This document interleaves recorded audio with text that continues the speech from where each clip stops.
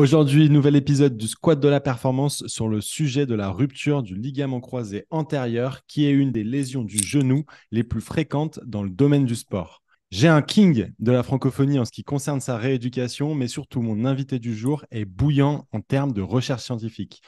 Florian, bienvenue sur le podcast du Squat de la performance. Peux-tu te présenter rapidement à ceux qui ne te connaissent pas? Merci Maxence pour l'invitation et puis pour l'introduction également. Donc, je suis Florian Froely, je suis masseur kinésithérapeute dans le Val d'Oise, banlieue nord de Paris, au centre Orthosport où je prends en charge donc, que des patients qui ont eu des ruptures ou des reconstructions de ligaments croisés antérieurs.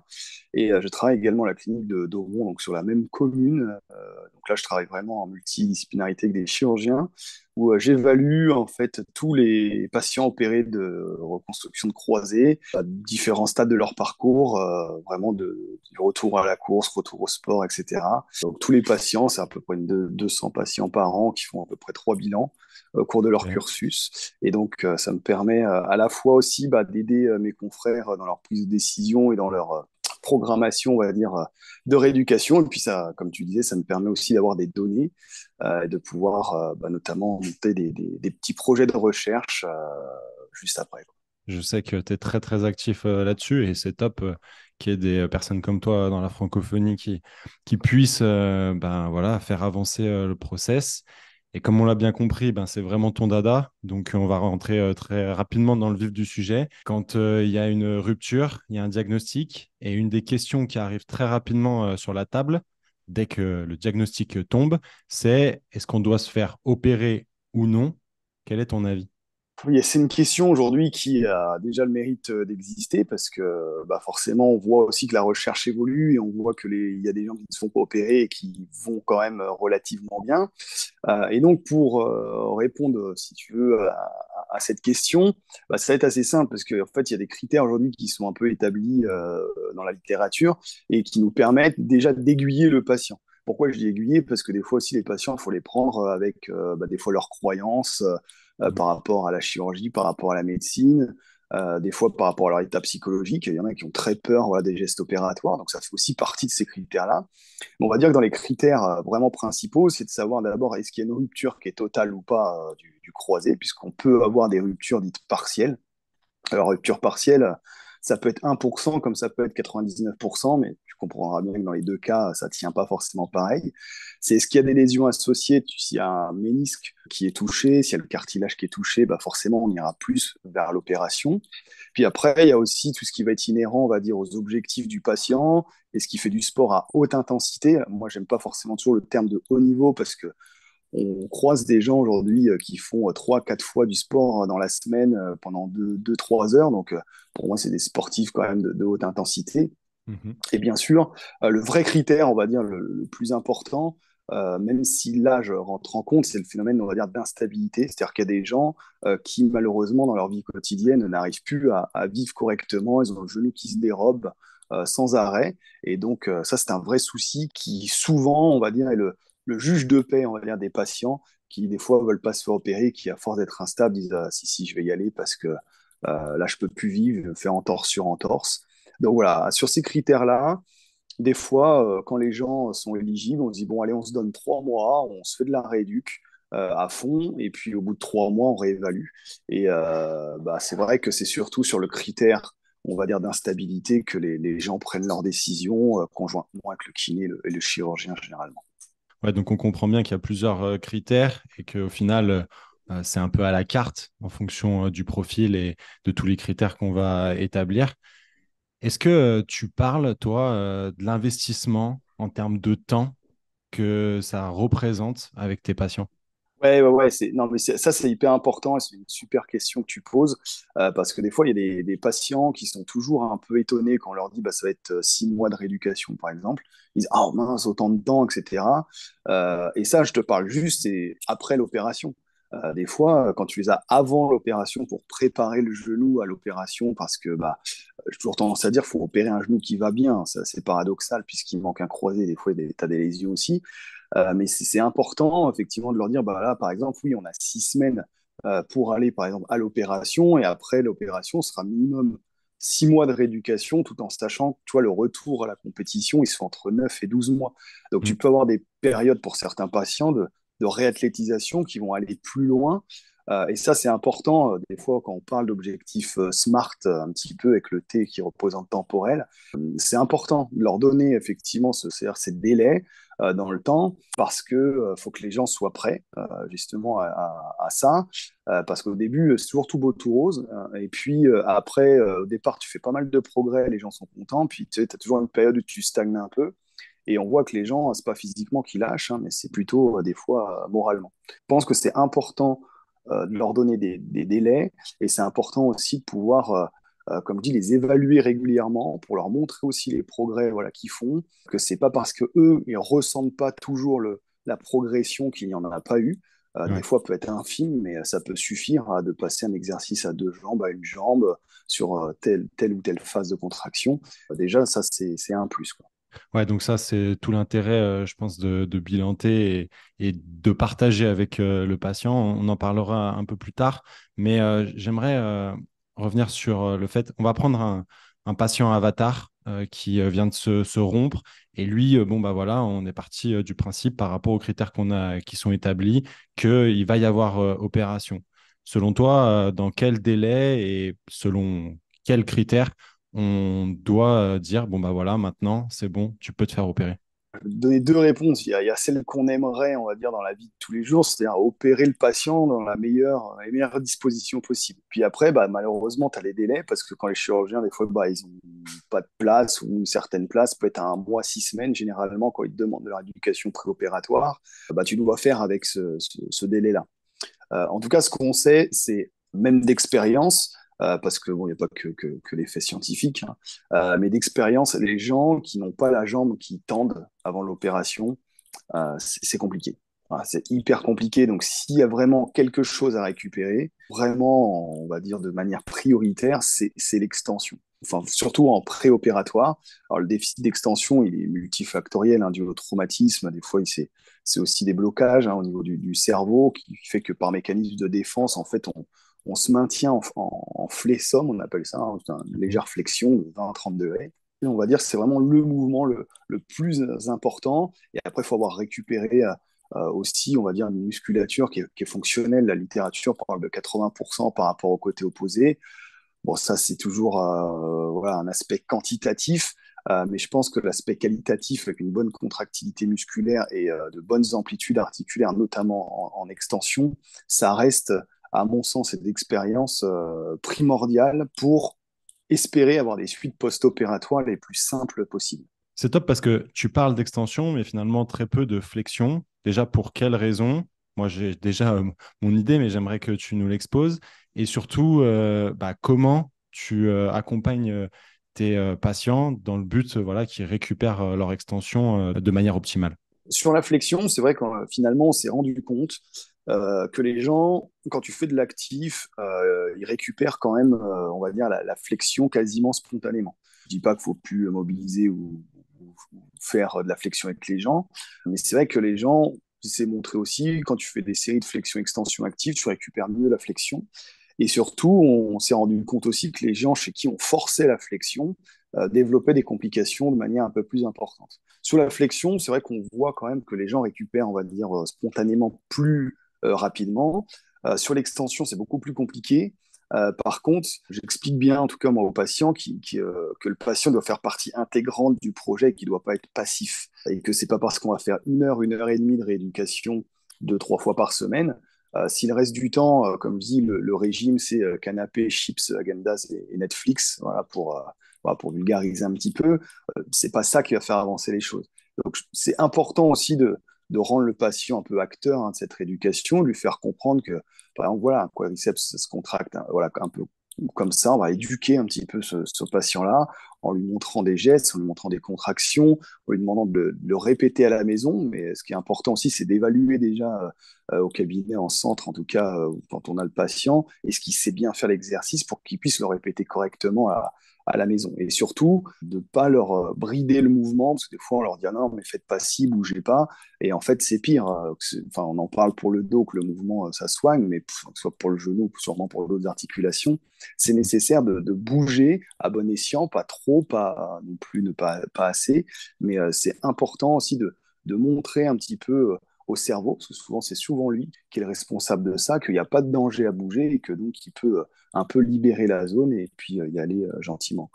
Ouais, mais c'est intéressant que tu parles d'un patient acteur parce que finalement, à l'instar de Brian Littré, avec qui j'ai fait un podcast sur les lésions myoponeurotiques des ischio-jambiers, lui disait, après une lésion comme celle-ci, tu es condamné à vie à travailler sur tes ischios notamment.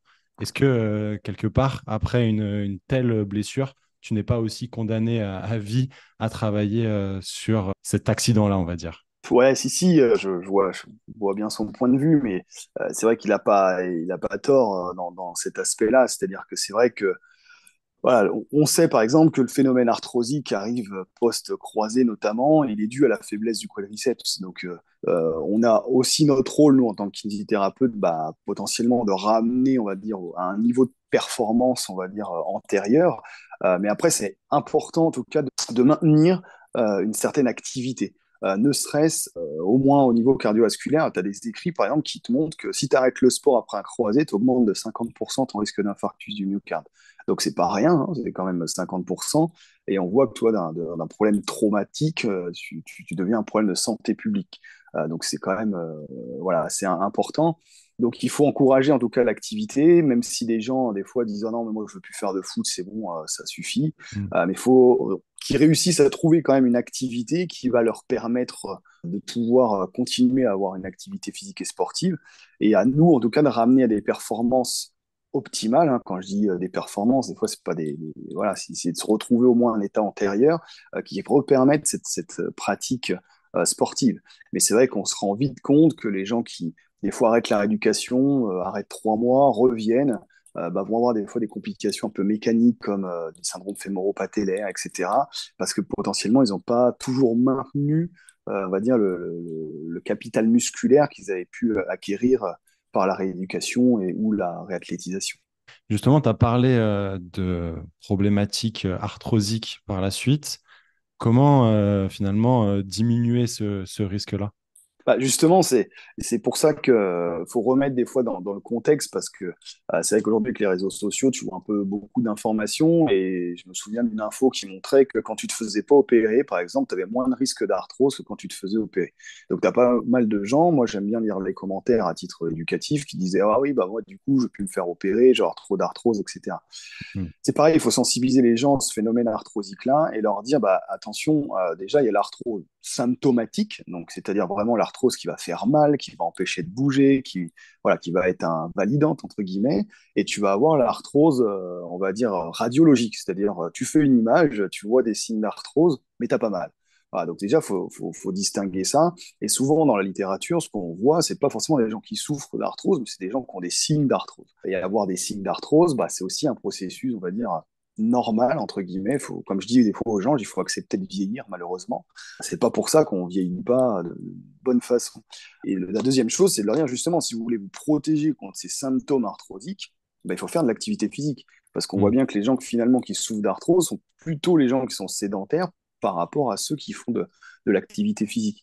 Donc il faut démystifier un petit peu cette arthrose, où des fois les gens, quand ils voient sur un compte rendu de radio ou quoi, chondropathie, vont sur voilà, Internet, ils tapent, ils voient arthrose, et là ils disent ah bah ça y est, ma vie est foutue, mon joue est foutu, je vais arrêter le sport, etc. Non, non, pas du tout. Vous pouvez avoir des images. Au niveau du genou, je crois, après 40 ans, tu as à peu près 43% des gens qui présentent des images arthrosiques asymptomatiques, donc qui n'ont pas du tout de douleur en relation, en tout cas, avec cette arthrose-là.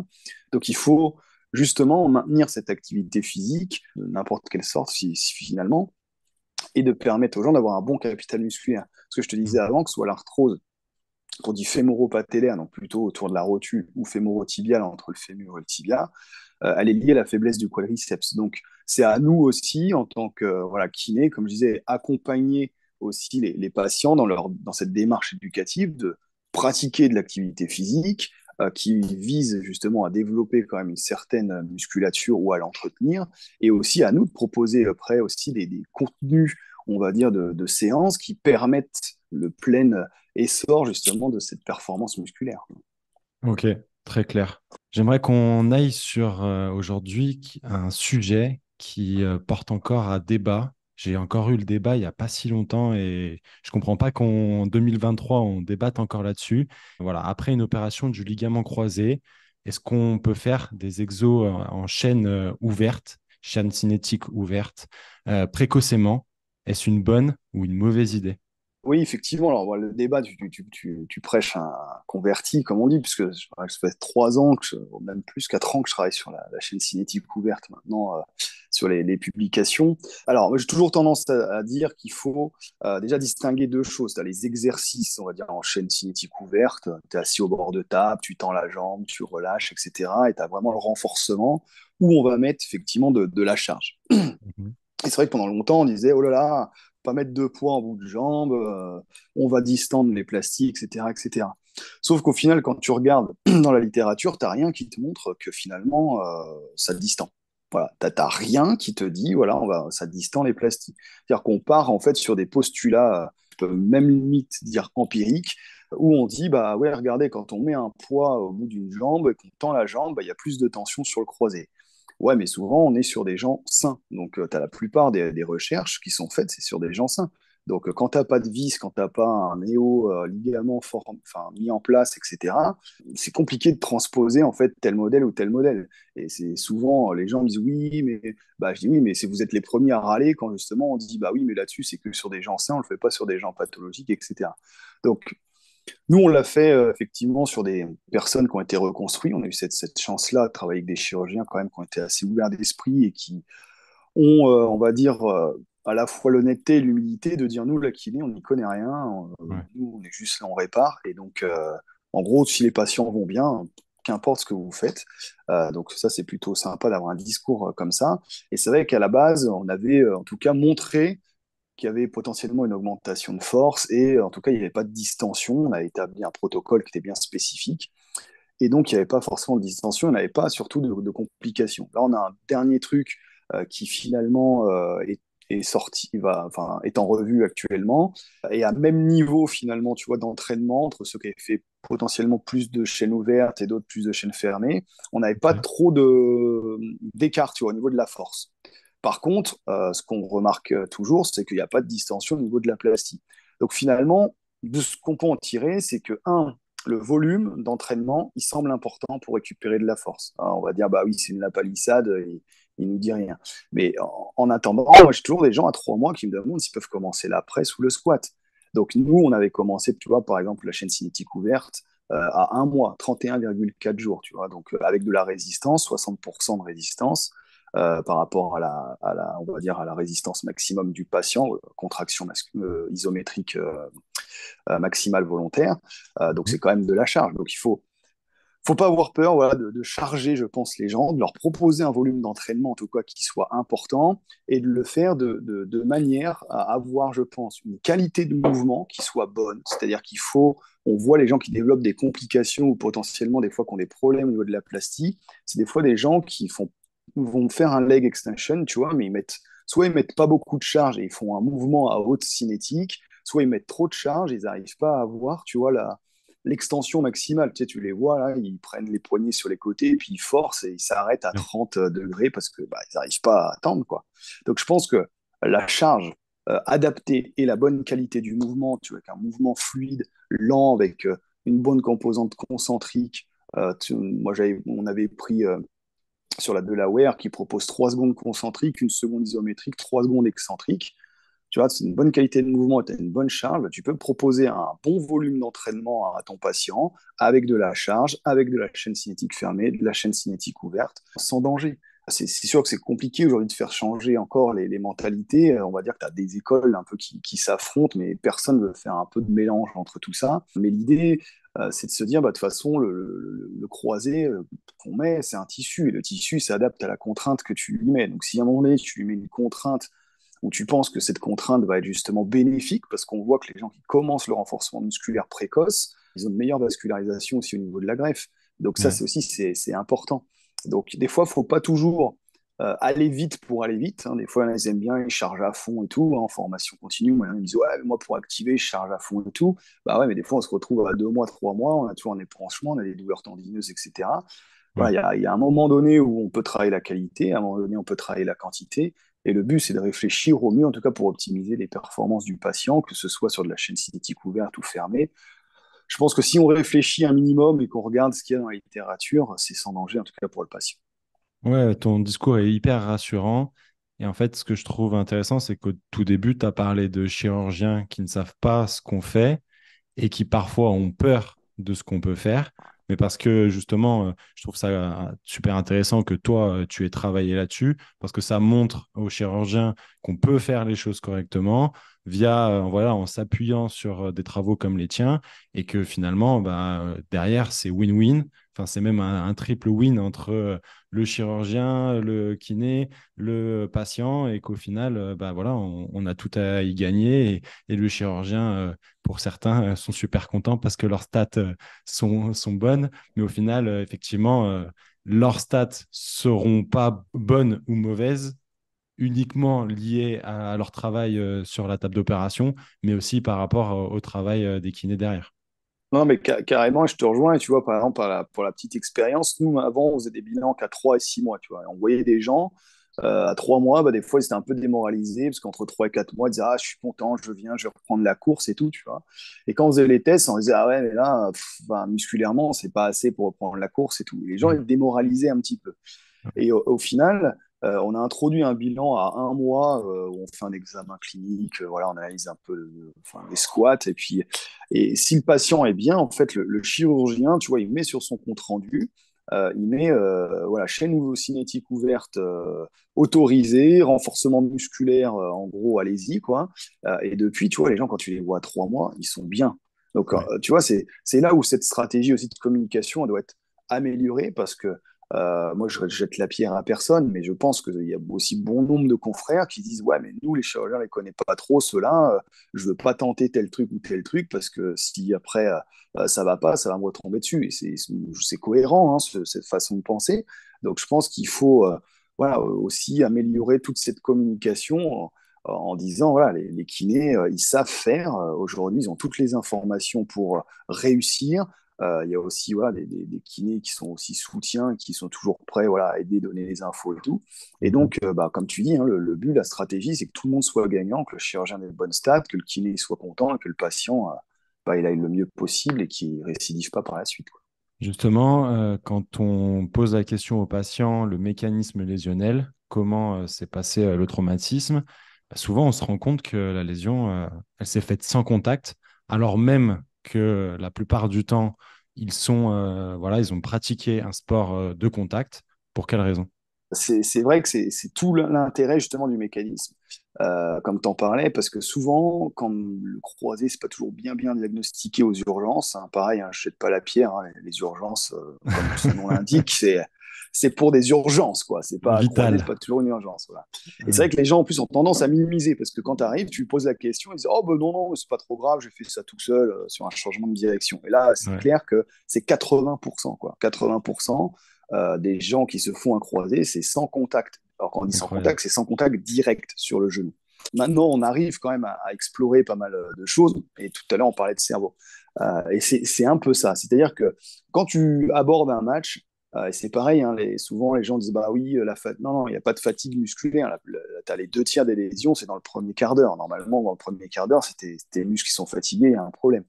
Donc en gros, tu peux avoir diverses raisons. Mais en tout cas, ce qui va se passer, c'est que il y a un moment donné où ton cerveau va faire une erreur d'interprétation.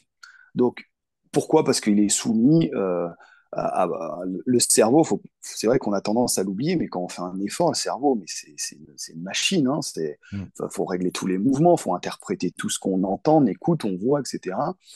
Et ça, c'est pas évident pour lui. Et donc, il y a un moment donné, si on coupe, je sais pas, moi, je suis un peu fatigué, je suis déshydraté, je suis un peu stressé par l'enjeu, hein. On voit par exemple, si on se rappelle, Lucas Hernandez qui va rompre son croisé dans les premiers quarts d'heure du premier match de la Coupe du Monde en Ouais, France. Enfin, voilà, tout ce contexte-là fait que bah forcément, il y a un moment donné, en fait, le cerveau fait une erreur d'interprétation.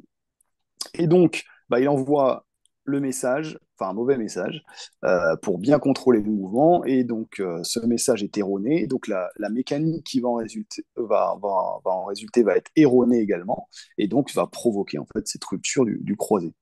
Et donc, c'est pour ça que c'est important, moi, le mécanisme. Alors, comme je disais, pour orienter des fois la lésion et dire, oula, à mon avis, peut-être que là, vous avez ci, ça, je vous conseillerais de faire, peut-être voir voilà, un chirurgien et d'approfondir au moins pour exclure la blessure grave, mais aussi parce qu'il te donne la direction. C'est-à-dire qu'à un moment donné, quand tu sais que ton patient, c'est une erreur sensorielle, on appelle ça, qui va avoir une influence sur le contrôle moteur, donc ce qui va contrôler vraiment ta mécanique de mouvement, et donc ta mécanique de mouvement ne va pas être bonne, et tu sais que c'est sur une situation souvent qui est non anticipée et sur, on va dire, un changement de direction avec une décélération, bah, si tu mets ça tout bout à bout, bah, tu sais comment rééduquer un croisé au final. Tu sais qu'il faut que tu rééduques ton mouvement, il faut que tu rééduques le contrôle du mouvement, il faut que tu rééduques ton cerveau, et tu sais que la partie, on va dire, décélération et justement ce changement de direction, cette agilité entre guillemets, hein, c'est-à-dire qu'au moment où tu changes de direction avec une prise de décision, mais tout ça, ça va être important. Donc en fait, c'est vraiment la base. Le mécanisme, c'est la base qui te permet ensuite bah, effectivement d'orienter quelque peu ta rééducation sur les trois dominantes motrices, sensitives et cognitives. Tout à l'heure, tu as dit une phrase, tu as parlé d'entraînement du cerveau, et je pense que tu en as perdu quelques-uns avec cette phrase.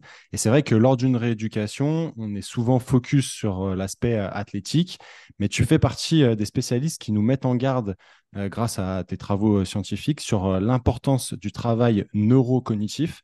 Peux-tu nous vulgariser cet aspect pour les sportifs qui nous écoutent? Oui, alors bah, en fait, c'est très facile, entre guillemets. Hein, on aime bien, nous, en tout cas en science, utiliser des termes compliqués, ça fait savant, mais c'est pas si savant que ça.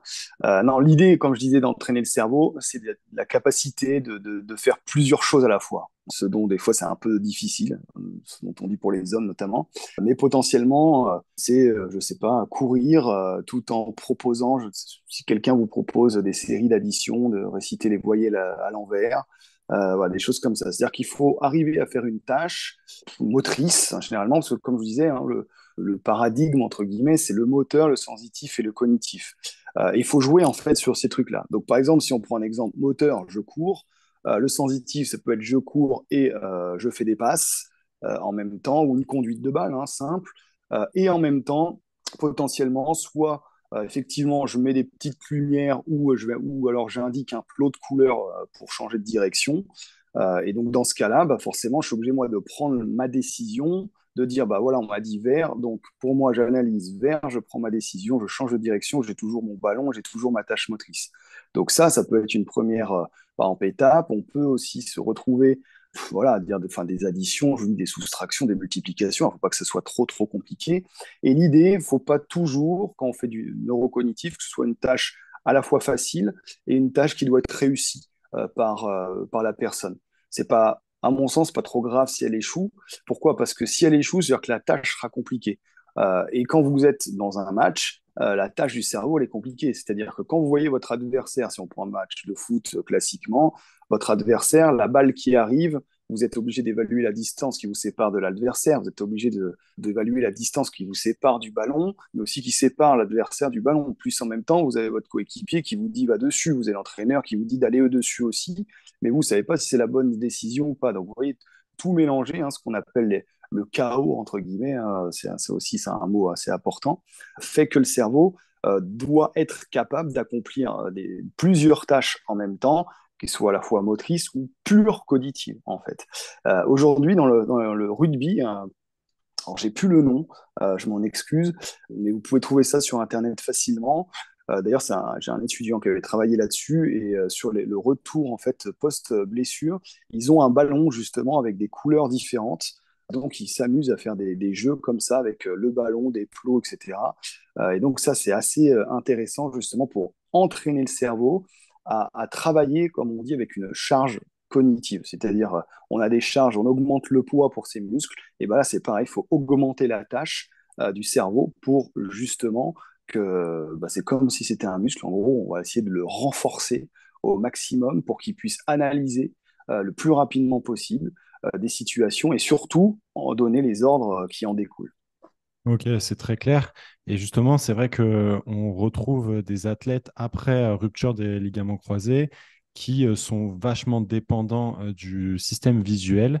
Peux-tu nous expliquer pour quelles raisons?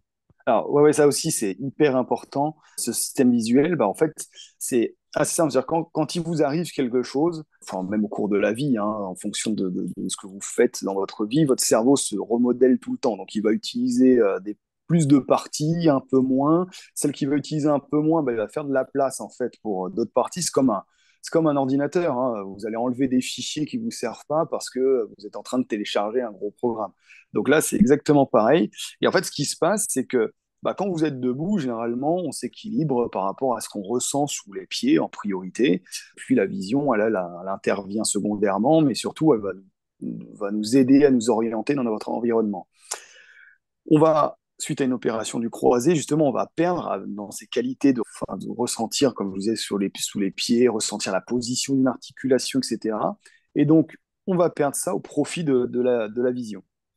Et donc, c'est pour ça qu'on a des patients qu'on dit dépendants visuellement. L'idée, c'est de travailler pas sans la vision, parce que la vision, comme on l'a dit, on en a besoin, mais il faut altérer cette vision. C'est-à-dire que, alors aujourd'hui, vous avez des lunettes stroboscopiques qui existent pour travailler là-dessus. Après, vous avez des trucs simples, hein. Des fois, je dis des lunettes de soirée avec des trous striés, etc. Fait que on va quand même pouvoir s'entraîner, mais en voyant un peu plus mal. Donc, en voyant mal, vous allez être obligé de vous équilibrer bah, justement qu'avec vos récepteurs somatosensoriels, c'est-à-dire vraiment ce que vous ressentez, la position de votre articulation, et plus forcément en fonction de ce que vous voyez, parce que la vue va être occupée justement à gérer en fait cet environnement-là. Donc, c'est ça qui va vraiment être aussi intéressant dans cet aspect sensitif, hein, comme on disait, c'est-à-dire vraiment rééduquer un petit peu cette façon de regarder, de s'orienter. Et si on a des thérapeutes qui nous écoutent, c'est assez simple, on le voit au quotidien. On voit les gens quand ils marchent sur un tapis, ils prennent une reconstruction du haut croisé, ils regardent leurs genoux. Quand ils font un exercice, ils regardent leurs genoux. Ils montent sur une marche, ils regardent leurs genoux. En fait, ils apprennent à contrôler leurs genoux via la vue et plus via ce qu'ils ressentent. Et tout ça contribue en fait à cette dépendance visuelle. Ok, mais en tout cas, c'est très clair. Tu vulgarises la chose parfaitement.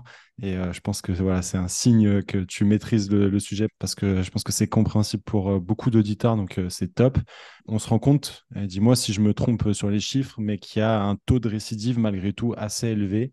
Il me semble que c'est de l'ordre de 30%. Selon toi, Ouais, pourquoi il y alors, a ouais. autant de rechutes? Ouais, alors 30%, tu vas l'avoir chez les plus jeunes. Ouais, quand tu as en dessous de 22 ans. Après, ça va dépendre effectivement des sports. Alors, et puis, ça dépend aussi de ce que tu lis. C'est toujours la même histoire. Mhm. On va dire, allez, il y avait un truc qui était sorti là sur les 5 championnats élites. Tu avais quand même tout confondu, on va dire, en dessous de 22 ans, les plus expérimentés. Tu avais quand même ouais, 18% de récidive. Donc, c'est pas rien, hein. Et il faut savoir en plus que nos amies athlètes féminines, elles, quand elles évoluent dans le haut niveau, dans le football, elles ont 42% de récidive. Donc c'est quasiment une sur deux qui récidive. Alors pourquoi il y en a enfin, énormément? Et c'est pareil, hein, tu as beaucoup de facteurs là-dessus.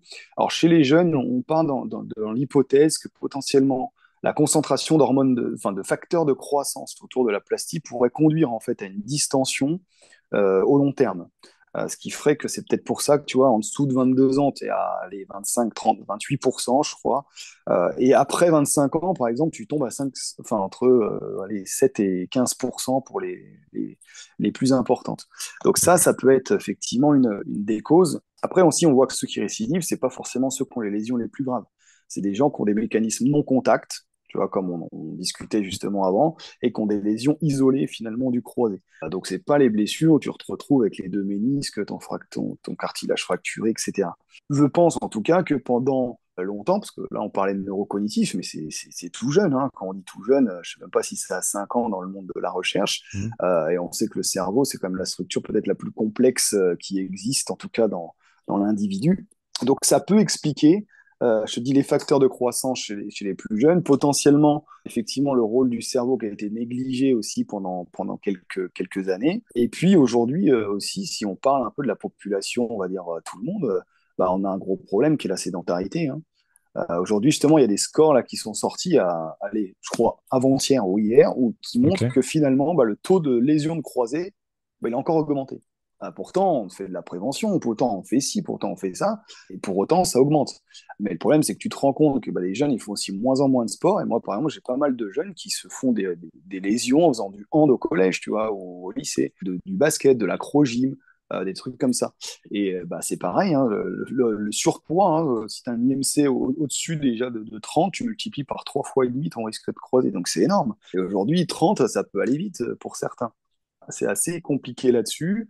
Et puis après, c'est pareil, hein, j'ai envie de dire aussi dans le monde du sport, alors je vais peut-être pas me faire des copains, mais bah, tu te rends compte que les jeunes, ils développent pas un schéma moteur au top. Quand tu as des jeunes footballeurs pour travailler avec eux, quand tu leur demandes de faire un squat, tu demandes de faire une fente, quand ils ont 14 15 ans, des fois quand tu vois le résultat, même quand tu leur as montré avant, bah, Ouais. comme je dis toujours, c'est un peu comme un tableau de Picasso, quoi. Donc c'est là, mais c'est un petit peu désarticulé. Et donc je pense qu'il y a potentiellement aussi des efforts à faire sur la capacité à apprendre aux jeunes aussi à bouger, de leur apprendre à faire du renfort musculaire. On en parlait hein, tout à l'heure justement de ces qualités musculaires qu'il faut développer.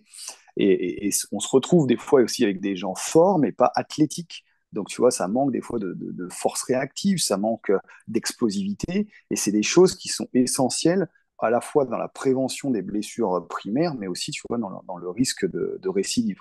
C'est, je crois que le. Alors, parce que là, attends, déjà, quand on parle de récidive, il faut dire que c'est soit le même genou ou l'autre, hein. Oui, Alors que quand oui, c'est oui, l'autre, c'est tu as raison compté de comme le une récidive. préciser. Mm. Donc, faut préciser parce que quand même, on est sur deux jambes. Et donc, c'est vrai qu'il y avait une étude là, 2005 qui montrait que finalement, le taux de récidive sur le genou opéré diminue au fur et à mesure que le taux de récidive sur le genou non opéré augmente. Je crois que c'est dans les 24-36 mois où tu as la croisée en fait, des pentes. Donc, Ok. tu as à peu près, tu vois, 2 3 ans. Mais moi, j'en ai, ils ont récidivé des fois à 5 mois, 6 mois. Et t'en as, ils ont récidivé bon, à 10 ans. Donc, ouais, ça va vraiment dépendre, mais c'est vrai que chez les très jeunes, quand même, malheureusement, voilà, tu as toujours le doute, même quand tu as des bilans qui sont top, des fois, ils vont super bien, et puis, voilà, 8 mois après, ils ont fait l'autre ou le même. C'est un petit peu triste pour eux, quoi. Tout à l'heure, tu as parlé voilà, du retour à la course et notamment voilà, ce patient qui était à 3 mois et qui n'avait pas forcément tous les critères qui pouvaient lui permettre de passer à la course. Déjà, est-ce que tu peux nous dire quels sont les critères qu'on établit? Sur les critères de retour à la course, c'est assez finalement difficile. Alors ça paraît étrange parce que la course est quelque chose de très simple. Malheureusement, quand tu regardes, tous les sujets les plus simples sont jamais traités vraiment en recherche. Aujourd'hui, comme je dis, hein, tu sais quand tu tends la jambe, tu sais quelle zone du cerveau s'allume. Par contre, tu sais toujours pas comment on revient à la course. Donc c'est quand même assez paradoxal. Aujourd'hui, tu as des critères qui semblent exister. C'est-à-dire qu'il y avait une scoping review d'Alexandre Rambaud avec qui je bosse énormément, qui mettait en avant, donc en 2018, hein, donc c'est hier, hein, qui disait voilà, faut avoir récupéré une force du quadriceps à peu près à 70% comparé au côté opposé. Sur les ischio-jambiers, c'était pareil. Il y avait des séries de sauts, c'est pareil, on était à 70% sur des sauts donc sur une jambe. Il y avait un test d'équilibre et puis il y avait un test aussi de voir si effectivement on avait un bon contrôle moteur, quoi. Finalement, bon, ça, c'est ce qui était. Alors, bien sûr, ne pas avoir de douleur et ne pas avoir de gonflement, et d'avoir récupéré aussi une amplitude de 95% par rapport au côté opposé. Donc, ça, c'est ce qu'on voit aujourd'hui dans les articles scientifiques et qui, voilà, condensé, on se dit, voilà, les gens recourent à peu près avec ça. On sait que c'est pas aussi efficient que ça parce que des fois, tu as des gens, ils ont tous les critères et quand tu les analyses en train de courir, bah, ça va pas du tout. Autre problème, c'est que là, il y a aussi c'était Benoît Perrault de Fontenay qui a sorti justement un article pour voir si les protocoles dits de retour à la course étaient efficaces. Bah, il semble que non aussi. Donc là, le retour à la course, il commence à être de plus en plus, on va dire, difficile parce que bah, tu as des critères qui finalement te donnent une indication qui n'en sont pas vraiment et tu as des protocoles qui te donnent des indications qui n'en sont pas vraiment. Donc aujourd'hui, le retour à la course, c'est compliqué. Tu vois, un truc aussi évident. Des fois, avant, c'était ça. On voyait les gens, on disait, bah, faut courir à partir de 3 mois. Donc, les gens allaient voir le chirurgien disait, ah, bah, c'est bon, ça fait 3 mois, vous pouvez courir. Les gens Ouais. arrivaient, ils couraient. Et puis, le drame commençait à arriver, tu vois, les genoux qui gonflent, Mm. soit l'un, soit l'autre, tu compensais et tout. Donc, après, bon, voilà. Comme je dis, moi, personnellement, je me base sur les critères voilà, de cette revue-là qu'Alexandre a fait.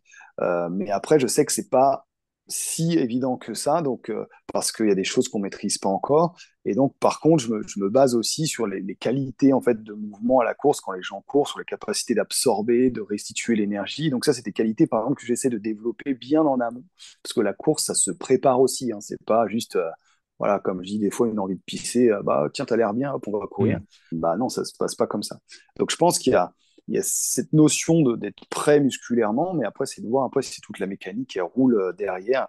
Et ça, franchement, enfin, vraiment personnellement, je le dis toujours, il y a deux étapes qui sont importantes. Il y a le post-op vraiment immédiat où c'est là où on peut aller rechercher la qualité musculaire et vraiment le retour à la course parce que souvent, il est vraiment source voilà, d'inflammation, de douleur et après, on recule, quoi. Ouais, donc véritablement d'être présent dans ces moments-là et pas juste dire bon bah ouais ok c'est bon va courir et puis on voit ce que ça donne et on croise les doigts, on brûle un cierge C'est et ça. on voit ce que ça donne. Ouais, ouais, c'est-à-dire qu'il faut préparer son genou. Hein, c'est comme une espèce de ressort mobile. Donc, faut préparer le genou à produire de l'énergie, à absorber de l'énergie. Mais il n'y a pas que le genou, hein, parce qu'il y a aussi, on voit le pied. Il y a aujourd'hui des excellents articles, par exemple, de Romain Tourillon, Mhm. de François Fourchet, voilà, qui montre le rôle vraiment du pied, qui a été peut-être oublié. Hein, le pied-cheville, voilà, on faisait son petit renforcement du mollet, et puis on était content. Aujourd'hui, on se rend compte que la mobilité de la cheville et la force du pied est hyper importante post-croisé, hyper importante pour le retour à la course, hyper importante parce qu'après, bah, on court, mais il faut sprinter aussi pour ceux qui font du sport. Donc, il y a tout ce complexe-là, la hanche aussi, et ça, c'est des choses qui sont même quasiment pas évaluées, on va dire, lors du retour à la course. Donc, c'est pour ça qu'aujourd'hui, le retour à la course, on en est vraiment qu'au balbutiement, on va dire, dans ces critères-là. Et je pense qu'il faut se baser sur ces critères-là, parce que s'ils existent, c'est qu'ils sont quand même assez intéressants et ça nous donne un peu une baseline, tu vois. Mais je pense qu'il faut aussi, tu vois, accompagner, évaluer son patient pour justement lui dire, bah voilà, là, il y a ça qui va pas, là, il y a ça qui va pas, il y a peut-être d'autres trucs à retravailler. Et puis après, c'est aussi, voilà, comment on court, il faut aussi courir, voilà, il y a sur le tapis, il y a sur le terrain, il y a sur une piste. Voilà, toutes ces données-là encore qui manquent un petit peu, quoi. Ouais, une des données aussi qui n'est pas prise en compte aujourd'hui dans le retour à la course et que toi, tu sembles vouloir soulever dans tes recherches, c'est le mollet qui est absent des critères dont tu viens de parler. Quel est le futur de la recherche par rapport à ça?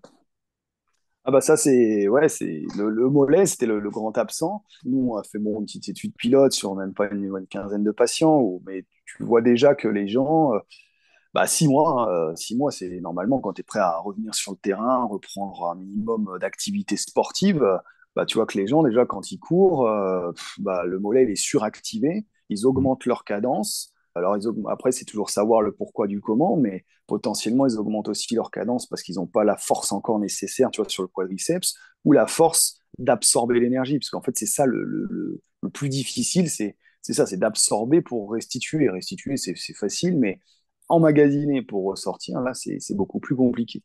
Donc, potentiellement, le mollet aussi, lui, va intensifier un petit peu son effort. Mais aujourd'hui, ouais, on ne sait pas. Alors là, j'ai eu la chance d'aller à l'hôpital à Spétard au Qatar là pour deux trois conférences et des ateliers pratiques. Eux commencent à évaluer ouais, le solaire en disant il faut qu'au moins le solaire il soit à peu près à 1,7 fois le poids du corps. Donc voilà, on a au moins des données sur les solaires. Par contre, on n'a toujours rien sur ces frangins, les gastrocnémiens. On n'a pas grand-chose. Donc là, il faut qu'on arrive à réfléchir sur comment développer, sur quelles valeurs se baser, etc., etc. Et c'est pas évident. Hein. Ok, c'est intéressant. Sur quelle modalité ils évaluent le solaire? Alors là, alors c'est toujours pareil, parce qu'après, bah, maintenant, quand tu évalues, tu as l'impression que si tu n'as pas 8 plateformes de force et 15 caméras, tu peux plus dire à quelqu'un de reprendre le sport. Eux, c'est ce qu'ils faisaient, hein, c'est-à-dire sur plateforme de force avec une sangle. au niveau du genou, hein, donc assis, genou à peu près voilà, à 100 degrés de flexion avec une sangle et puis donc avec un appui maximal en isométrique. Voilà. Mais on D'accord. reste, c'est pareil, tu vois, on reste sur de l'isométrique. Quand tu cours, t'es pas en isométrique. Donc c'est voilà, c'est pour ça que sur alors, les données moi, de retour à la course, même de retour au sport, hein, on a toujours tendance à dire qu'aujourd'hui on a plus de questions que de réponses, quoi. Ouais, ouais, ouais. Plus on vient gratter, plus finalement on n'a pas forcément, on a quelques réponses, mais on soulève aussi beaucoup de Bah questions. ouais, ouais, c'est Et, ça, parce que tu dis, tiens, il y a ci, tiens, il y a ça. Puis au final, tu dis, bah si lui, il n'a pas de capacité d'absorption, hein, ce qu'on voit chez les gens, tu te retrouves avec des pieds qui s'écrasent, tu te retrouves avec des hanches qui se latéralisent, avec des troncs aussi qui partent en shift. Et en gros, tu as une course un petit peu démembrée, quoi. Et mm. potentiellement, ça aussi, on en parlait des facteurs de risque de récidive, mais si à un moment donné, tu n'as pas de mécanique, on revient toujours à l'essentiel, hein, mais si ta mécanique, elle est défaillante, dès le départ, quand tu cours, qu'est-ce que ça va être quand tu vas augmenter ta contrainte cognitive, quand tu vas augmenter ta contrainte sensitive, bah forcément, tu vas majorer ton risque, hein. Donc, c'est pas si anodin que ça pour un truc, tu vois, qu'on fait tous les jours, y compris quand on est en retard au boulot, quoi. Ce que je trouve intéressant dans tout ce que tu viens de dire, c'est que pour ceux qui sont pas initiés, qui sont patients, qui voilà, qui sont pas du domaine, c'est qu'on est parti d'une pathologie liée au genou, mais qu'au final, on a parlé de tout ce qu'il y a autour et entre guillemets très peu du genou. J'aimerais qu'on parle maintenant en fait des critères de retour au sport. C'est vrai que la première des choses qu'un patient va nous demander pour n'importe quelle pathologie finalement, c'est quand est-ce que je peux reprendre? Ben, justement, je te la pose. Comment savoir quand reprendre l'entraînement pour un sportif qui s'est fait opérer des croisés? C'est même la première question, même des fois avant l'opération. Quand est-ce que Mm. je pourrais reprendre? Donc déjà, comme je disais, il ne faut pas confondre vitesse et précipitation. Il y a vraiment quatre dominantes. Alors, il y a reprendre le sport et reprendre le sport. C'est-à-dire que j'aime bien, en tout cas quand je travaille avec des sportifs, c'est de leur proposer aussi une sorte de rééducation, entre guillemets, sur le terrain, ce que les anglo-saxons appellent le on-field rehabilitation. Donc, c'est vraiment sur le terrain.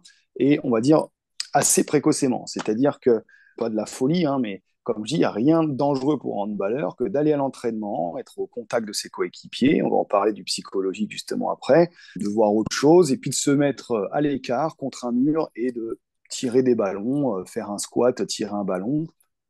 Il y a rien de dangereux aussi là-dedans.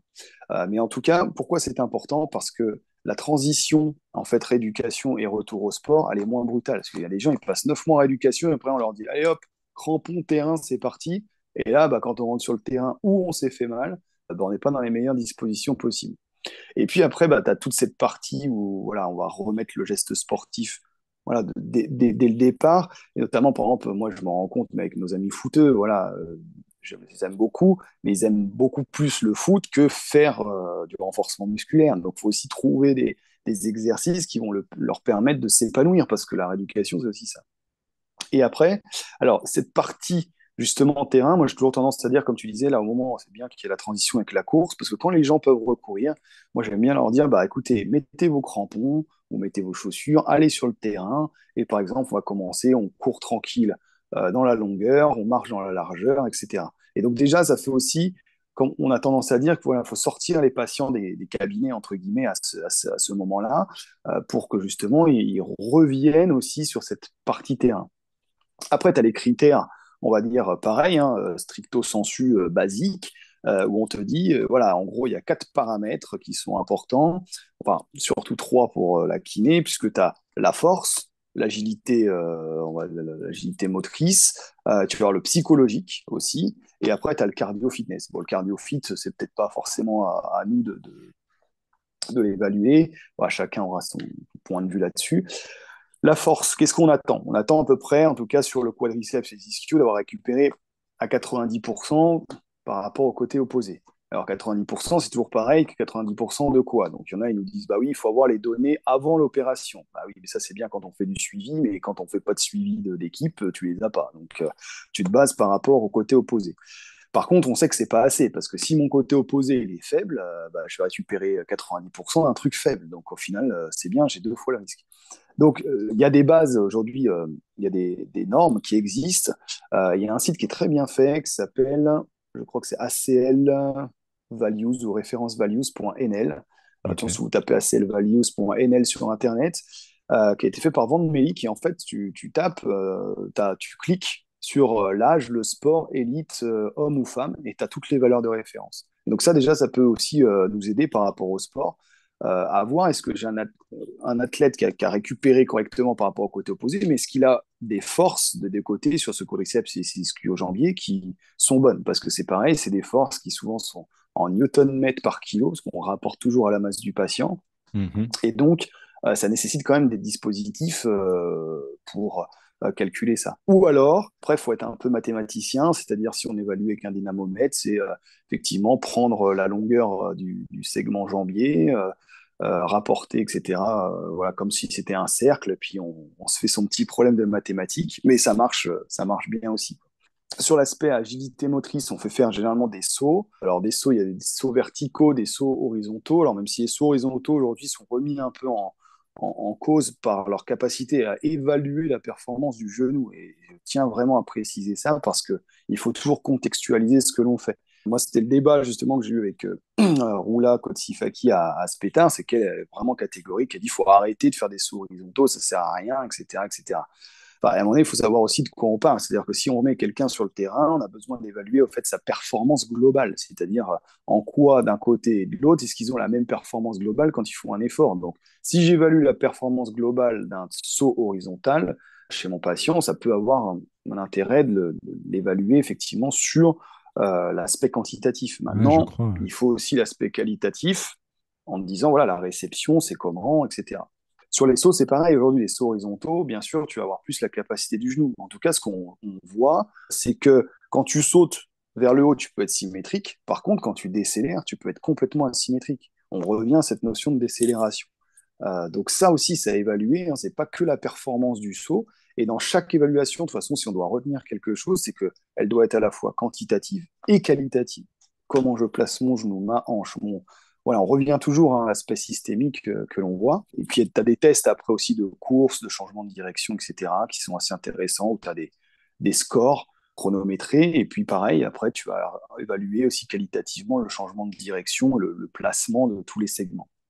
Et après, tu as vraiment un critère qui est vraiment psychologique, qui est évalué l'ACL RSI Mhm. en bon français, et donc qui doit être à peu près à 80%. Donc c'est un questionnaire qu'on retrouve sur ta WebScore, par exemple, qui est un site internet. Hein, j'ai aucun conflit d'intérêt dans tout ce que je cite, mais l'idée c'est le patient il clique et ça te fait le score, et normalement tu dois être au-dessus de 80%. Et quand tu es en dessous de 55%, c'est vraiment le cut-off, là, faut pas y aller du tout. Parce que bah, tu te rends compte que bah, tu as des gens, ils ont peur. Hein. Et Mhm. la peur, c'est 2 tiers des non-retours au sport. 2 tiers, c'est pas rien. Hein. C'est pas C'est parce que ouf. ton mec, il est faible, c'est pas parce qu'il a ci ou ça, c'est parce que le mec, il a peur. Voilà, tout simplement. Donc, il y a un moment donné, c'est pour ça que je me dis, on n'est pas, nous, alors nous, on n'est pas psychologue, hein, c'est un vrai métier. Les gens, c'est toujours aussi compliqué, tu vois. Alors, quand tu es dans le monde du sport pro, bah, et voir un psychologue du sport et tout, ça paraît anodin. Mais des fois, les gens, quand tu commences à leur dire, bah, faudrait peut-être, bah, eux, ils disent, bah non, non, mais moi, j'ai pas de problème psychologique, etc., Mhm. etc. Et puis, bon, après, ça a aussi les côtés prise en charge, qui est pas les mêmes, voilà, prise en charge financière, etc.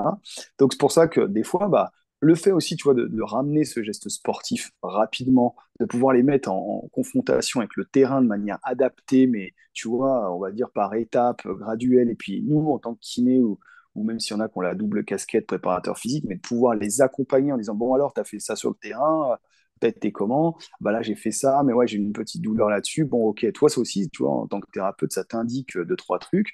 Et puis, à un moment donné, il faut aussi que la décision, par contre, la communication soit, on va dire, uniforme. Tu vois, que le coach, il ne dise pas un truc, que le prépa, il dise un truc, que le kiné, il dise un truc. Parce qu'en vrai, le sportif, le mec, il est perdu.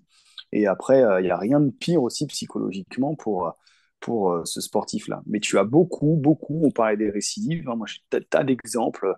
On l'a dit, hein, les facteurs neurocognitifs, ils sont aussi influencés par le stress, soit mental ou physique. Et tu as des gens, des fois, qui rentrent sur des terrains qui sont dans un état de stress qui est Mhm. compliqué parce que ça ne va pas du tout avec le coach, avec les coéquipiers, coéquipières, etc. Et qui vont se blesser le croisé. Donc après, on me dira oui, oui, peut-être, machin. Bah, n'empêche que tu as beaucoup quand même, quand tu leur demandes de raconter l'histoire, qui te disent, ouais, bah, tu vois, il y a 2 jours, avec le coach, une prise de tête, c'est un match décisif pour moi, etc. Et tu vois les gestes quand ils se pètent le croisé, tu dis, mais comment, c'est plus dur limite de se péter le croisé là que de rester bien, quoi. Et donc, ça montre bien que cet aspect psychologique, il est hyper important, parce que tu as vraiment des gens qui reprennent, qui ont retrouvé leur performance antérieure, mais qui psychologiquement n'étaient pas top, et qui vont récidiver très rapidement. Ouais, en tout cas, pour revenir sur ce que tu disais tout à l'heure sur les values, d'ailleurs, tu nous as donné une bonne reco que je connaissais pas et je t'en remercie pour avoir les valeurs voilà, d'un point de vue global en fonction du sport, etc. Parce que finalement, c'est vrai que comparer le côté opposé, tout à l'heure, on parlait du cerveau et bah, on sait que le cerveau, d'un point de vue systémique, va faire en sorte que potentiellement l'autre côté va perdre de manière considérable. Et donc, on va Mm. comparer quelque chose qui n'est pas comparable, ou en tout cas avec un côté qui est aussi affaibli par l'opération et enfin, finalement le traumatisme. Ouais, exactement. Ouais. Ouais, c'est pour ça qu'il faut que toujours t'évalues qualitativement et quantitativement, parce que sinon, si tu fais que l'un ou que l'autre, si tu fais que du quantitatif, comme on disait avant, tu n'y arriveras pas, hein. Mm, mm. Ouais, et dans tout ce que tu nous as dit, tu nous as pas parlé d'isocinétisme. Est-ce que c'est un choix? Parce que finalement, il y en a qui ne jurent que par ça, voire qui ne font que ça. Quel est ton point de vue là-dessus? Bah ouais, alors l'ISO, je suis d'accord avec toi, parce que c'est vrai que t'as l'impression que le mec qui a pas passé un test ISO, il est passé à côté de quelque chose, quoi. Voilà, des fois, c'est un peu ça. Et finalement, quand tu t'examines, pareil, hein, c'est toujours pas. Quand tu vas regarder ce qui se fait un peu dans la littérature, moi j'ai eu la chance. On avait fait un article qui est disponible d'ailleurs en open access, hein, gratuitement.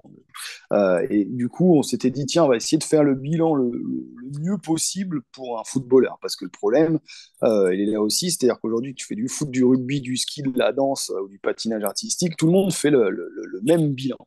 La partie ISO, c'était Nicolas Le Corolleur qui travaille à l'hôpital Latour, qui avait fait justement tout un travail de recherche sur l'ISO. Donc, je lui ai demandé je lui ai confié cette partie-là. Mais quand tu lis le paragraphe aujourd'hui, tu te dis, bah ouais, mais l'évaluation isocinétique, c'est pareil, quoi. Alors, tu sais que la force, tu vas l'évaluer sur des vitesses lentes, mais après, il y en a, ils vont te dire c'est 60 degrés par seconde, d'autres 90. Après, tu retrouves des vitesses modérées, 180, 240. Finalement, personne n'est d'accord. Mm. Les vitesses très rapides, bah, on sait qu'elles s'éloignent quand même du geste sportif. Par exemple, quand tu vas faire déjà du 300 degrés par seconde, qui est hyper rapide, quand tu sais que tu sprints, tu peux atteindre des 600, 700 degrés par seconde, bah, tu te dis, bon, bah, ça, finalement, on est un peu loin de la réalité. L'excentrique, qui était un vrai dogme hein, aujourd'hui, l'index de Croisier, machin, etc., bah, c'est pareil, il est très peu utilisé dans la littérature. Et ce qui te donne une vraie indication de la force réelle des ischio-jambiers quand tu es assis sur un fauteuil, bah, c'est pareil, on peut en douter. Donc voilà, hein, tu vois. Non mais tu vois, non mais au bout du bout, tu te dis bon, au prix. Alors c'est vrai qu'en rééducation, par contre, c'est une machine qui est incroyable parce que tu as quand même différents modes et tout. Mais tu vois, en évaluation, tu te dis bah des fois, voilà, je vais peut-être être un peu trash, mais est-ce que ça vaut le coup de balancer 100 000 euros dans un truc où si tu fais que de l'évaluation, finalement, tu n'as qu'une vitesse réelle tu vois, qui va te dire, bah ouais, mon sportif, il est bien ou pas par rapport au côté opposé, et puis il a des bonnes normes, quoi. C'est vrai qu'avant, c'était l'outil bah, ultime, t'avais que ça. Enfin, puis c'était réservé à une élite, hein, entre guillemets Mm. aussi. Donc c'est vrai qu'on disait, bah la force, c'est l'ISO, tu vois. C'est pareil, t'avais pas les dynamos que tu as maintenant. Aujourd'hui, tu as des dynamos à traction qui marchent très bien, ou même des dynamos classiques manuels qui montrent, qui ont des très bons résultats quand tu les compares à des gens qui ont fait des tests aussi isocinétiques. Donc, alors bien sûr, les gens te disent oui, mais l'autre, t'es en statique, au moins là, t'es en dynamique. Bah oui, mais celui de l'ISO va te dire ouais, mais t'es pas fonctionnel parce que bah jamais tu bosses avec un seul. Enfin, voilà, donc c'est toujours voilà, la même histoire. C'est pour ça que l'ISO, j'ai la chance de l'avoir, tout le monde ne l'a pas. Et donc c'est pour ça que c'est important de pouvoir évaluer quand même sous différents aspects la force musculaire et sans se dire bah j'ai pas d'ISO, je vais faire n'importe quoi. Bah non, non, on peut faire quand même des choses qui sont très intéressantes avec des dynamos voilà, classiques. Et même moi, hein, des fois, je vais au-delà du truc, vous mettez la personne contre un mur avec une balance à aiguille. Par contre, faut prendre le modèle un peu ancestral. Tu te mets à 90 degrés, tu appuies à fond, comme si tu voulais faire une extension, bah, tu vas voir à combien de kilos déjà il pousse, quoi. Il y a différentes façons d'évaluer effectivement cette force musculaire. On sait qu'il faut la récupérer, mais c'est pareil, hein, tu as vu tout à l'heure, on en a pas, sur les mécanismes, on n'a pas forcément parlé de force. Mm. Voilà, donc on sait que bah, quand on as pas, bah, tu cumules un risque supplémentaire, mais quand tu en as, c'est pas pour ça que t'as pas de risque, quoi. Parce que Ouais. souvent, c'était ça, on disait, ah, faut renforcer, faut renforcer, faut Mm. renforcer. Aujourd'hui, tous ceux qui jouent à haut niveau, ils ont des jambes béton, hein, et pour autant, tu as vu, il y en a un paquet qui se font les croiser. Donc, Mm. c'est un des paramètres. Ouais, mais j'aime beaucoup ta réponse très nuancée qui finalement nous fait réfléchir parce qu'en plus de ça, tu as pu développer cet esprit critique parce que tu as tous ces outils et que tu as pu voir les avantages et les inconvénients de chacun et que finalement, bah, comme tu le dis, utiliser tout ça, c'est top, mais au final, on peut faire aussi du bon Hmm. travail sans et c'est très intéressant de pouvoir le savoir, quoi. Ouais, parce que alors, juste pour terminer, tu vois, sur l'ISO, c'est pareil. Tu sais que tu te fais le croisé, tu as à peu près à 40 degrés de flexion de genou. Si ta force max, tu l'as à 50, est-ce que finalement, c'est bien, c'est pas bien, tu vois. Mm. Aujourd'hui, tu as des notions comme le taux de force développé, hein, donc vraiment cette capacité à développer ton maximum de force dans un temps, on va dire, le plus court possible. Mm. C'est une notion qui est aussi intéressante, mais qu'on a du mal encore à bien évaluer, on va dire, dans des temps proches du traumatisme, qui est inférieur à 100 millisecondes. Donc, il y a des données, il y a des choses ça va évoluer, je pense, hein, dans les temps futurs, mais comme tu dis, je pense qu'il faut rester nuancé et se dire qu'il y a quand même beaucoup de paramètres qui sont autour. Il ne faut pas être obsédé que par la récupération de la force musculaire. Parfait.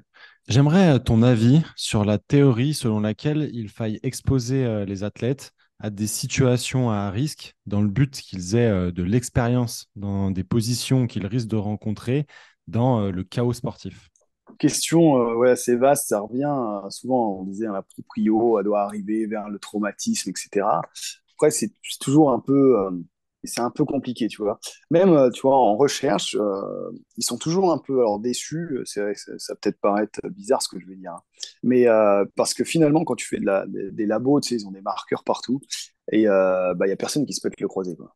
Tu vois. Non, mais tu vois, ils aimeraient bien parce qu'ils disaient là, on peut vraiment étudier, tu vois, là, qu'est-ce qui se passe, tu vois. Et en fait, alors, le croisé, c'est vrai que c'est quand même, on a cette chance parce que c'est exploré de fond en comble dans la littérature, donc tu as pas mal de ressources. Après, c'est qu'on expose, moi je veux bien, mais c'est toujours pareil. Tu n'arriveras malheureusement jamais, comme on sait aujourd'hui que tu vois, le gros problème dans 80% des cas, c'est quand même cognitif. Comment tu peux réussir à amener finalement un athlète avec un niveau d'exposition comme il peut avoir dans un match? C'est quasiment impossible. Donc, tu sais que tu peux augmenter cette contrainte-là. Petit exemple, autrefois, j'ai un étudiant, on en parlait justement, il me disait, mais monsieur, comment vous faites pour recréer une ambiance de match avec des supporters qui hurlent et tout? Bah oui, oui, on peut aller jusque-là, tu vois. Parce que potentiellement, ça peut aussi jouer, tu vois, tu te fais insulter, machin, bah tu penses plus à ton match, tu penses à autre chose, et puis pendant que tu penses à autre chose, quand le ballon arrive, tu es toujours sur l'autre chose, justement.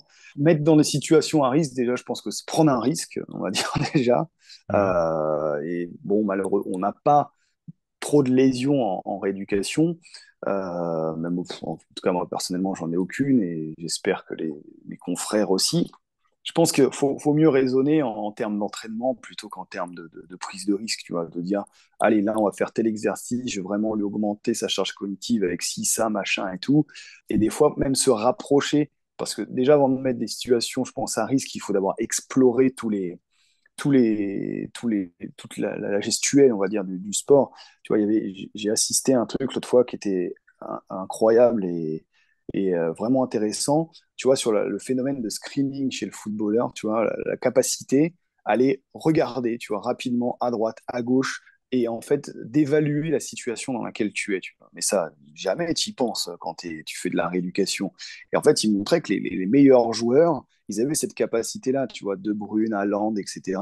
Mm. Et c'est des trucs tout bêtes. Et montrer qu'en rééducation, bah oui, tu peux faire un geste et d'un seul coup, tu peux lui dire, bah, quand tu vas entendre tel son à droite, tu tournes ta tête à droite. Quand tu entends tel son à gauche, tu tournes ta tête à gauche. Ou alors, tu vas chercher la lumière qui va s'allumer et ça va l'obliger en fait à screener aussi. Et quand tu screens, bah, tu tournes ta tête, tu tournes ton tronc et tu peux te mettre, tu vois, dans cette situation aussi de danger et pour autant, tu es dans une situation, entre guillemets, de danger, mais qui se rapproche voilà, à ton sport. Parce qu'après, tu peux aussi faire tout avec des ballons, pousser dans tous les sens et tout, mais ça n'a pas lieu d'être intéressant. Donc je pense que avant de remettre dans ces situations de danger, comme on disait avant, les limites de la proprio, on parlait surtout de l'entorse de cheville, on disait faut vraiment les remettre à fond, limite à la limite de l'entorse. Pour le croisé, je suis pas forcément sûr. Je pense qu'il faut surtout aller entraîner vraiment le mouvement, entraîner le cerveau et tous les sens justement, hein, que ce soit alors bon, l'odorat, on peut passer dessus, mais en tout cas sur la vue, sur l'ouïe, tout ça, le toucher, tout ça, oui, effectivement, ça va être important et je pense qu'il vaut mieux aller dans cette direction-là plutôt que d'essayer de mettre sportif dans des difficultés mécaniques parce qu'on sait que de toute façon, c'est pas toujours le mécanique qui va être déficient sur la lésion.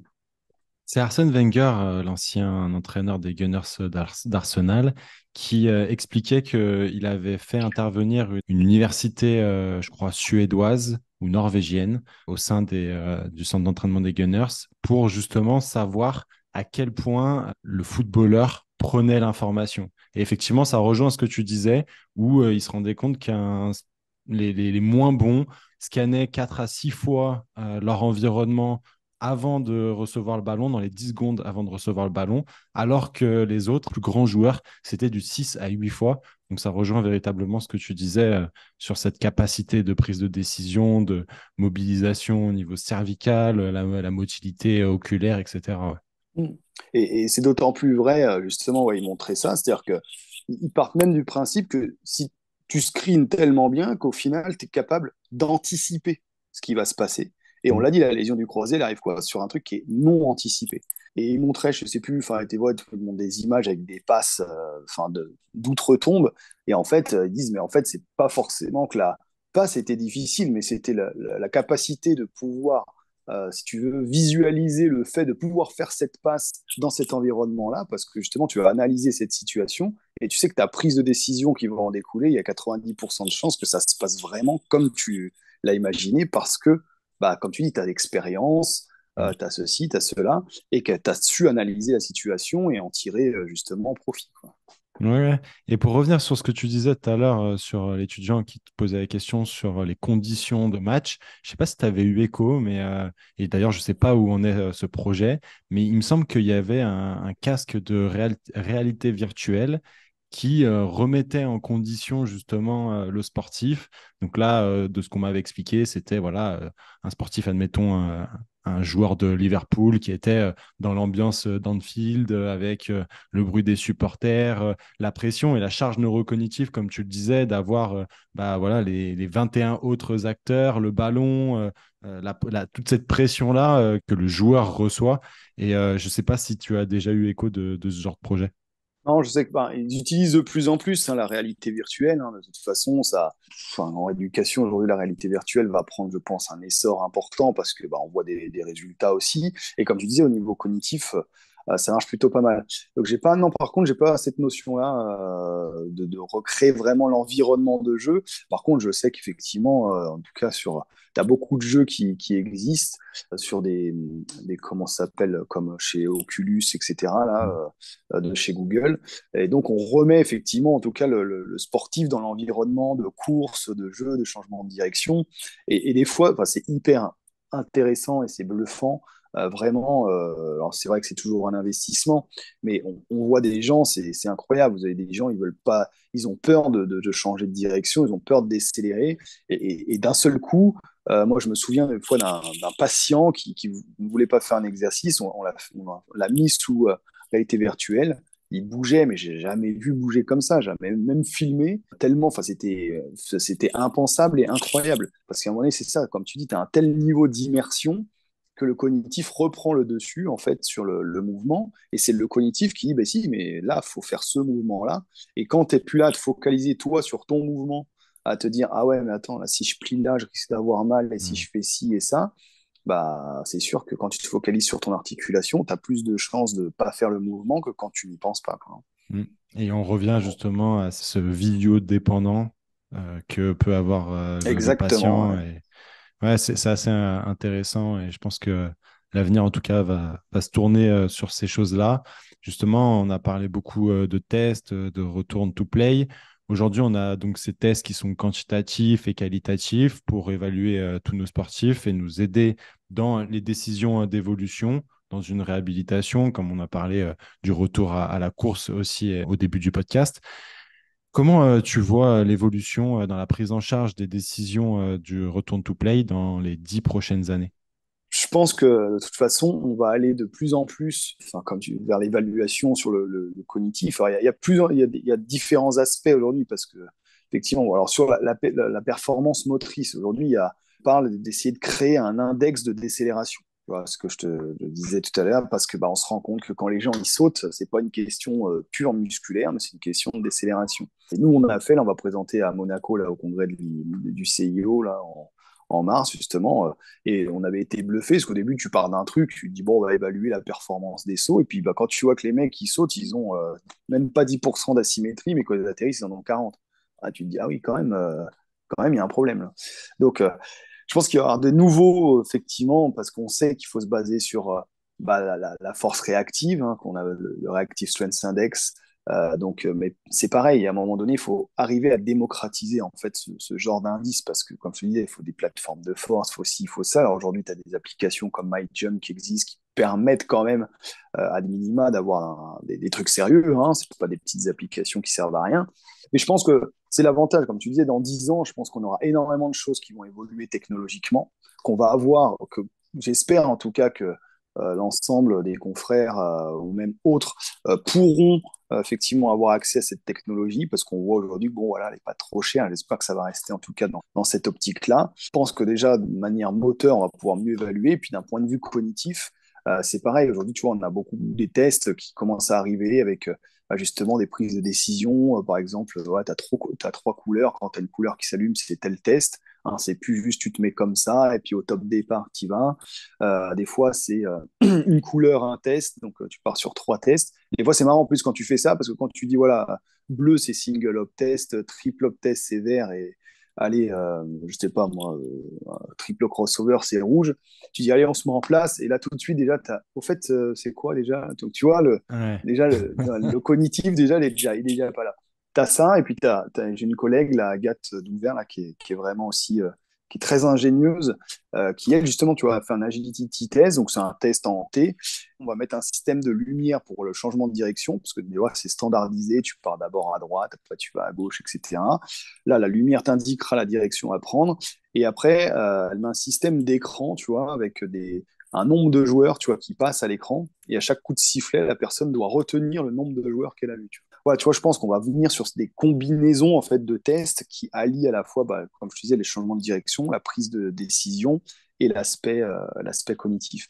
Mais à mon sens, ce qui est important, c'est d'avoir après cette technologie à portée de tout le monde, et ça, je l'espère, parce que c'est, voilà, comme on disait, on parlait aussi de la récidive tout à l'heure hein, dans le milieu de podcast, mais tout le monde n'a pas accès à l'évaluation, donc à un moment donné, c'est aussi, bah voilà, tu penses avoir fait la meilleure éducation possible, tu as tout fait, tu as tout donné, mais potentiellement, il y a peut-être des trucs que tu n'as pas vu, tu peux pas évaluer. Et Mm. après, il y a un autre aspect aussi, je pense, en tout cas moi qui m'intéresse énormément, c'est cet aspect aussi multidisciplinaire, tu vois, dans ce retour au sport. C'est Ouais. Aujourd'hui, c'est vrai qu'on accorde de plus en plus de poids aux patients, et ça c'est important aussi, c'est vrai que c'est à lui de décider, hein, c'est pas au chirurgien ni au kiné, mais je pense que c'est important aussi de sensibilité, tu vois, les coachs, les prépas physiques, les kinés, et se dire bah, qu'un coach, ils savent, et dire bah, c'est pas juste 6 mois ou c'est juste 7 mois. C'est juste, ok, c'est 6 mois, mais qu'est-ce qu'il en pense le prépa, qu'est-ce qu'il en pense le chirurgien, qu'est-ce qu'il en pense le kiné, et toi, qu'est-ce que tu en penses? Parce que souvent, on oublie aussi le sportif. Ça aussi, quand les différents acteurs du monde du sport vont maîtriser aussi tous voilà, ces petits indicateurs ou autres, mais je pense que ça va faire que bah, évoluer aussi, enfin, en tout cas, j'espère, sur le retour à la performance. Quoi. C'est vrai que tu parlais de tous ces tests et de cette évolution avec la charge neurocognitive. Je crois que c'est notamment Dustin Grooms qui a Mm. vachement fait de travaux à ce sujet-là. Et j'ai été initié à tester entre justement le côté très standardisé, tu sais quand tu pars, etc. Et justement utiliser ce type de charge neurocognitive. Et les stratégies que tu emploies ne sont pas du tout les mêmes. La question que je me suis posée malgré tout, c'est comment finalement on va réussir à standardiser quelque chose qui n'est finalement pas trop standardisable. Ouais, et puis surtout, c'est que tu vas un peu à l'encontre de ce qu'on dit, puisque on dit qu'il faut justement que les tests soient spécifiques. Tu vois, on dit, bah ouais, un footballeur, il est ça, Ouais, ça. Donc, à un moment donné, c'est. Alors, nous, ce qu'on avait essayé de faire, tu vois, alors, on s'y était mis il y avait Nicolas de Latour, tu avais aussi Maxime et Geoffrey de Clairefontaine, puis on avait vu Grèce, Italie et tout. Et donc, on s'est dit, tiens, il serait bien d'avoir un espèce de temps lab, entre guillemets, tu vois, où voilà, un truc standard, force, machin, et puis un temps terrain, tu vois, où là, tu vas évaluer bah, ta charge cognitive quand tu es sur ton terrain. Alors, bien sûr, tu es encore loin de ce que tu peux avoir dans les conditions de match, comme on disait, mais au moins, tu fais bah, des sprints répétés, tu fais d'autres tests aujourd'hui qui existent, tu peux inclure du cognitif, mais on sera obligé, hein, comme tu disais, on est toujours obligé de partir vers du standard, vers le spécifique. Donc, c'est toujours le souci. C'est comme quand tu parles des fois sur l'inhibition ou la MI, tu dis, bah, faut imaginer le mouvement. Bah, les gens, ils disent, ouais, mais comment vous savez qu'il imagine le mouvement? Vous pouvez pas évaluer. Donc, bah, c'est pareil. Comment tu vas évaluer si ton cerveau, il a répondu bien, ou si c'était un coup de chance, ou c'est parce qu'il a déjà vécu 8 fois ou 10 fois la même situation en rééducation, tu vois, et donc il la maîtrise, celle-là. C'est aussi ça qui fait un peu aussi la richesse de la performance sportive aujourd'hui, quoi. C'est que on a des trucs qui sont imprévisibles, aussi bien sur des performances que malheureusement sur des blessures. Comme on dit, hein, le risque zéro n'existe pas, et je pense qu'il n'existera jamais. Donc, mm. mais après, c'est à nous de faire en sorte, aussi bien de manière, on va dire, singulière aussi, mais au niveau environnemental aussi du sportif, que, en tout cas, il y ait le moins d'épisodes de blessures possibles. Ouais, carrément. En tout cas, ça fait réfléchir. Je te remercie pour ta réponse. Flo, je vais te passer la dernière question, ma question passe décisive. Qui aimerais-tu Hmm. entendre passer au micro du squat de la performance? Écoute, bah, je sais pas si tu connais Maxime Gaspard de Clairefontaine.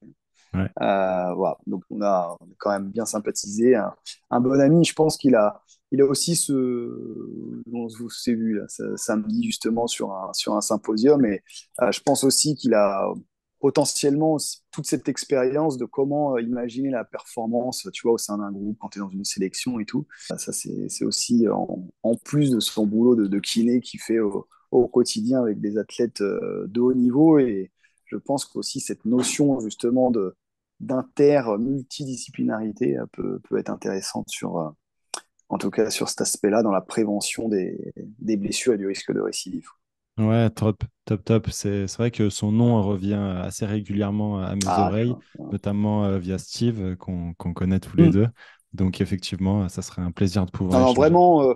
Puis c'est quelqu'un voilà, de très ouvert aussi, hein, parce que on en connaît des gens qui te disent ah, bah oui, non, mais ça, c'est pas prouvé, on fait pas et tout. Je dis, bah, si des fois, si on faisait ce qui était prouvé en kiné, on ferait pas grand-chose. Donc, non, mais c'est vrai. Et c'est pour ça que des fois, le petit côté imprévisible, c'est quand même, que ce soit dans les soins, que ce soit dans la performance sportive, ça fait partie du job. Et puis, bah, quand c'est un plus, il faut aussi bah, pouvoir en tirer du positif, quoi. Carrément. Flo, je te laisse le mot de la fin. Bah, écoute, merci en tout cas, Maxence, de m'avoir invité pour ce podcast. C'était vraiment un pur plaisir. Moi, j'ai pas vu le temps passer. Moi non plus. C'était vraiment, vraiment cool. Et puis, bah, écoute, quand tu veux, on remet ça. Ah bah, écoute, avec grand plaisir. En tout cas, moi aussi, je tiens à te remercier, Flo, pour cette masterclass parce que je sais qu'il y en a qui payent pour ce savoir. Et effectivement, je pense que l'épisode aurait pu durer des heures tant le sujet est vaste. Pour que les gens sachent, j'ai véritablement écrit des pages de questions en préparation de ce podcast.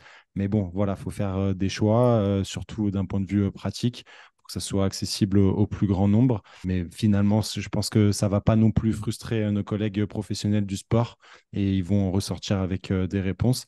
Mais effectivement, je pense que s'il y en a qui sont frustrés par l'absence de questions, qui n'hésitent pas à écrire en commentaire voilà, leurs questions et pourquoi pas éventuellement faire un deuxième épisode parce que je pense qu'on aurait encore plein de choses à se dire. En tout cas, je tiens à remercier tous les fidèles qui écoutent le podcast chaque semaine. Et puis pour ceux qui nous découvrent, eh ben, je les invite à s'abonner voilà, au Squad de la Performance sur YouTube et leur plateforme de podcast préférée. En tout cas, nous, on se retrouve mercredi prochain, 18h. D'ici là, je te souhaite de prendre un maximum de plaisir dans ton sport. Force!